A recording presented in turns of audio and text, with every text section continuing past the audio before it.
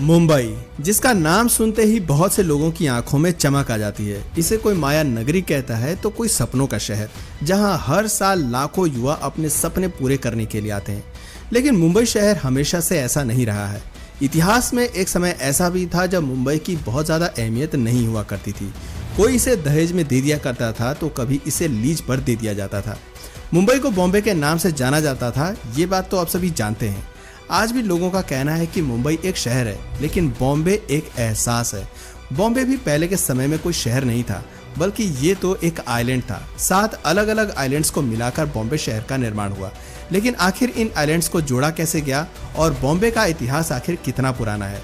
कब यहाँ पर लोगों ने रहना शुरू किया था?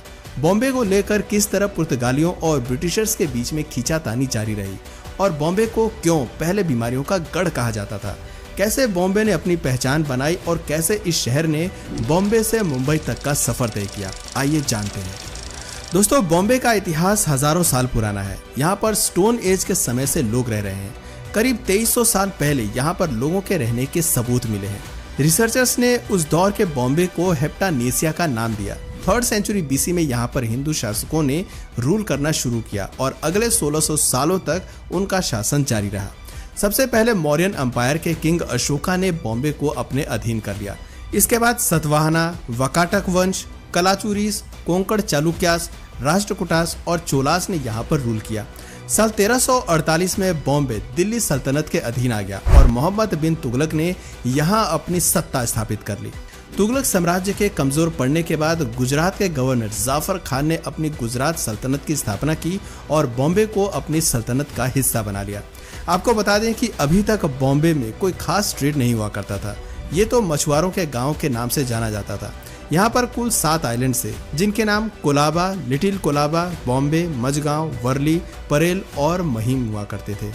चारों ओर दलदल, मिट्टी और गुफाएं ही हुआ करती थी। कोई यहाँ पर रहना भी पसंद नहीं करता था। मछली पकड़कर ही लोग अपना जीवन यापन किया करते थे। साल 1509 में पुर्तगालियों ने बॉम्बे शहर की अहमियत को समझा। असल में साल 1508 में फ्रांसिस्को डी अल्मीडा अपने एक अभियान के दौरान बॉम्बे पहुंचा और उसे यहाँ की लोकेशन बहुत पसंद आई। अरेबियन सी के तट पर बसे होने के कारण अल्मीडा ने भाप लिया कि ये जगह ट्रेड के लिए परफेक्ट रहेगी और उसने इस जगह को बोम्बाहिया नाम दिया, जिसका मतलब होता है द गुड बे। उस समय गुजरात में सुल्तान बहादुर शाह का शासन चल रहा था। सुल्तान बहादुर की मर्जी के बगैर पुर्तगाली यहाँ से ट्रेड नहीं कर सकते थे। पुर्तगालियों ने एक प्लान बनाया और गुजराती जहाज को अपने कब्जे में ले लिया और कहा कि आज से बॉम्बे पर उनका अधिकार है। सुल्तान बहादुर की गिनती उस समय के ताकतवर राजाओं में होती थी। उसने पुर्तगालियों से बॉम्बे को वापस छीन लिया। हालांकि पुर्तगालियों ने सुल्तान को बसाइन से ट्रेड करने की परमिशन दे दी थी। साल 1526 में बाबर ने मुगल सल्तनत की स्थापना की और उसकी मौत के बाद हुमायूं मुगल साम्राज्य का विस्तार कर रहा था। मुगल साम्राज्य से डरकर सुल्तान बहादुर ने पुर्तगालियों से दोस्ती कर ली। इस दोस्ती का फायदा अच्छे से उठाया और 23 दिसंबर 1534 के दिन ट्रीटी ऑफ बसाइन साइन हुई, जिसके तहत बॉम्बे के 7 आइलैंड्स और बसाइन का शासन पुर्तगालियों को सौंप दिया गया। यह पुर्तगालियों की भारत में पहली बड़ी जीत मानी जाती है। पुर्तगालियों ने अपना व्यापार यहाँ पर आगे बढ़ाया। मसालों के साथ साथ कोकोनट और कपास के ट्रेड भी बड़े पैमाने पर किए जाने लगे और इंटरमैरिज शादियों को भी बढ़ावा दिया गया। चर्च, पोर्ट्स, रोड्स और ट्रेडिंग सेंटर का निर्माण बॉम्बे में कराया गया। इस तरह इंडियन ओशन में पुर्तगाली अपनी पकड़ मजबूत करने में लगे हुए थे, जिससे कि अन्य यूरोपीय देश भारत की ओर न बढ़ सके। लेकिन फिर भी डच, फ्रेंच और ब्रिटिशर्स भारत आने में सफल हुए। ये सभी यूरोपियंस भारत के अलग अलग हिस्सों से ट्रेड कर रहे थे। भारत का अधिकतर हिस्सा उस समय मुगलों के अधीन था और मुगल सबसे ज्यादा सपोर्ट पुर्तगालियों को ही कर रहे थे। पुर्तगाली बदले में मुगलों को अच्छा खासा टैक्स भी दिया करते थे। साल 1612 में ब्रिटिशर्स और पुर्तगालियों के बीच सूरत के सवाली में टकराव देखने को मिला, जिसे बैटल ऑफ सवाली के नाम से जाना जाता है। इस जंग में ब्रिटिशर्स की जीत हुई, जिसके बाद भारत में पुर्तगालियों की मोनोपोली खत्म हुई। 17वीं शताब्दी में ईस्ट इंडिया कंपनी लगातार अपनी जड़ें भारत में मजबूत कर रही थी। साथ ही डच की पावर्स भी लगातार बढ़ रही थी और ये सभी विदेशी ताकतें वेस्टर्न कोस्ट के एरिया में अपना इन्फ्लुएंस बढ़ाना चाहते थे। ब्रिटिशर्स जानते थे कि यदि उन्हें भारत से अपना इंपोर्ट और एक्सपोर्ट बढ़ाना है तो किसी तरह पुर्तगालियों से बॉम्बे को हथियाना होगा। इसके लिए ब्रिटिशर्स ने एक प्लान बनाया। एक मैरिज प्रपोजल पुर्तगालियों के सामने रखा गया, जिसमें कहा गया था कि पुर्तगाल के राजा जॉन फोर्थ अपनी बेटी कैथरीन ऑफ ब्रिगेंजा का विवाह ब्रिटिश किंग चार्ल्स II के साथ कर दें।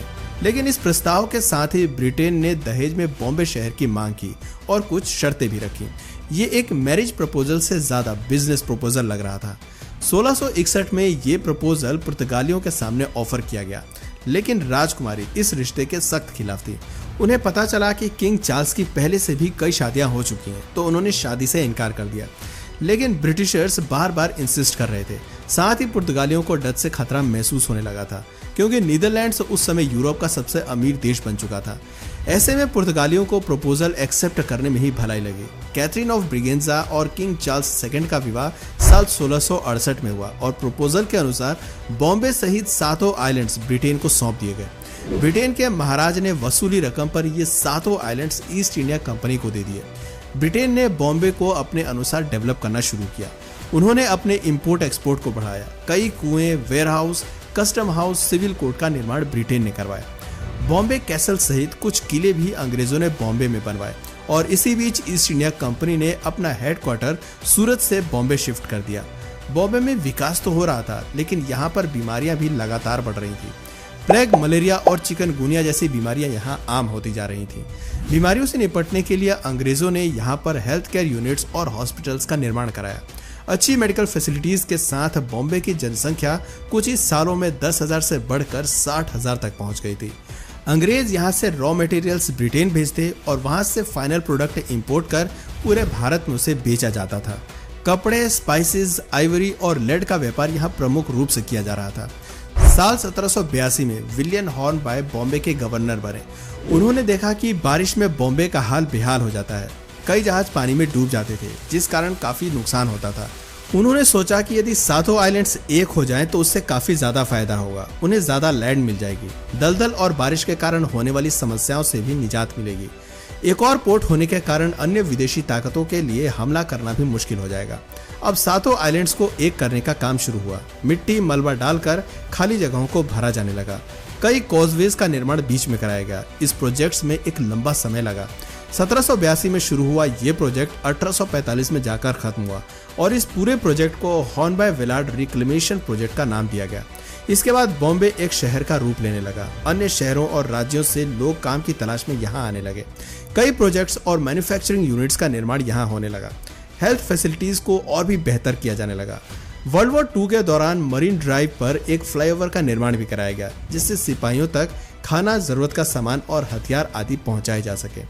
साल 1947 में भारत को ब्रिटेन की गुलामी से आज़ादी मिली और इस आज़ादी में बॉम्बे का भी योगदान महत्वपूर्ण रहा। 1885 में A.O. ह्यूम ने इंडियन नेशनल कांग्रेस की स्थापना बॉम्बे में ही की थी। इसके बाद कांग्रेस के कई अधिवेशन बॉम्बे में किए गए। बॉम्बे के कई स्वतंत्रता सेनानी ने आज़ादी के यज्ञ में अपनी आहुति दे दी। साल 1911 में जॉर्ज V के राज तिलक समारोह के लिए बॉम्बे में ही गेटवे ऑफ इंडिया का निर्माण शुरू किया गया। अब इन सब घटनाओं के बीच साल 15 अगस्त 1947 के दिन भारत को आज़ादी मिली। लेकिन आज़ादी के बाद बॉम्बे में गुजराती समाज के लोगों का वर्चस्व देखने को मिला। सभी बड़ी कंपनियां गुजराती लोग ही चला रहे थे। गुजराती ही बड़े पदों पर बैठे थे और मराठाओं को वो इम्पोर्टेंस नहीं मिल रही थी जिसके वो हकदार थे। साल 1956 में मराठाओं ने प्रोटेस्ट की शुरुआत कर दी। पूरे राज्य में हिंसक और विरोध प्रदर्शन होते रहे और 4 साल तक ये प्रोटेस्ट जारी रहा। इसके बाद तय हुआ कि गुजराती और मराठियों को सेपरेट राज्य दे दिए जाएंगे। 1 मई 1960 के दिन गुजरात बॉम्बे से अलग हुआ और मराठियों के राज्य को महाराष्ट्र नाम दे दिया गया। बॉम्बे को महाराष्ट्र की कैपिटल सिटी घोषित कर दिया गया। साल 1995 में बॉम्बे का नाम बदलकर मुंबई कर दिया गया। ये नाम मुंबई की प्रसिद्ध मुंबा देवी के नाम पर रखा गया है। इस तरह बॉम्बे आधिकारिक रूप से मुंबई बन गया। आज के समय में मुंबई भारत की आर्थिक राजधानी कही जाती है। सेबी, नेशनल स्टॉक एक्सचेंज और RBI जैसे सभी आर्थिक कंपनियों के हेडक्वार्टर इसी शहर में मौजूद हैं। इस शहर की GDP $300 बिलियन से भी अधिक है और 2 करोड़ से अधिक लोग इस शहर में रह रहे हैं। बॉलीवुड इंडस्ट्री का गढ़ भी मुंबई है। मुंबई की गिनती आज न सिर्फ भारत के सबसे अमीर शहरों में होती है, बल्कि भारत के सबसे साफ शहर, सबसे महंगे शहर और सबसे अधिक डेंसिटी वाले शहरों में मुंबई का नाम शामिल है। तो दोस्तों, ये था मुंबई का पूरा इतिहास। उम्मीद करते हैं आपको हमारी आज की वीडियो पसंद आई होगी। दोस्तों, आप में से कौन कौन बॉम्बे गया है नीचे कमेंट सेक्शन में जरूर बताएं और ये भी बताएं कि आप इस वीडियो को अपने किस शहर से देख रहे हैं। और अगर आप भारत के किसी अन्य राज्य के इतिहास में और जानना चाहते हैं तो उस शहर का नाम नीचे कमेंट सेक्शन में भी जरूर लिख सकते हैं। तो दोस्तों आज के लिए बस इतना ही। आपसे फिर मिलेंगे एक नई वीडियो और ढेर सारी रोचक जानकारी के साथ। तब तक के लिए नमस्कार।